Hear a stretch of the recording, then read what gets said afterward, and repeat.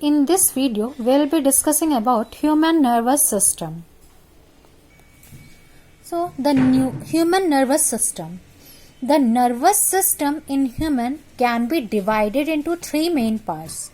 So, what are the three main parts? Central nervous system, autonomous nervous system, peripheral nervous system, and autonomous nervous system. First is central nervous system, which is also known as CNS. Peripheral nervous system PNS and autonomous nervous system ANS. First, central nervous system. It is composed of spinal cord and brain. Brain control all the functions in the human body. We all know that brain controls all the function in human body, and spinal cord work as the signals, relay channels for signals between brain and the peripheral nervous system. A spinal cord work as a channel for signal between brain and peripheral nervous system. Okay. Next, and brain is composed of three parts, that is divided into three parts: forebrain, midbrain, and hindbrain. We will discuss about the brain in next video. Now, peripheral nervous system. Peripheral nervous system is composed of the cranial nerves and spinal nerves. Okay, there are 12 pairs of cranial nerves while 31 pairs of spinal nerves. Cranial nerve arise from the brain while spinal nerves arise from the spinal cord. It comes out the spinal cord and go to the organ which are below the head region, and cranial nerve which comes out from the brain and go to the organ in the head region, and it goes to the organ below the head region. Okay. Now, next is autonomous nervous system. It is again divided into two parts: sympathetic nervous system and parasympathetic nervous system.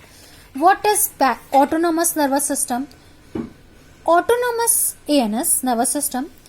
The autonomous nervous system is involved in involuntary actions, which is not under our control, which is not processed by our willing. Well, the autonomous nervous system is involved in involuntary action like regulation of physiological functional, like digestion, respiration. It is not under our control. It is done by itself: digestion, respiration, salivation, etc.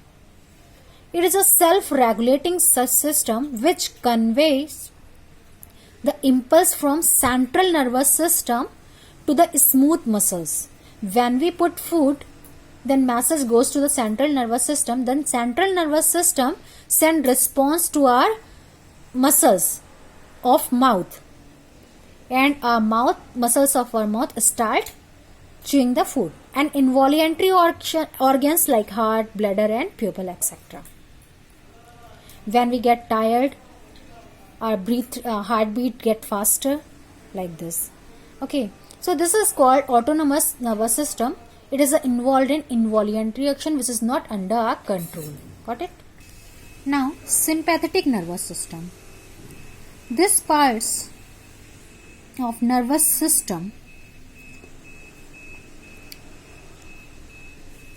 perform the activity of an organ as per the need. For example, during running, there is an increased demand for oxygen by the body,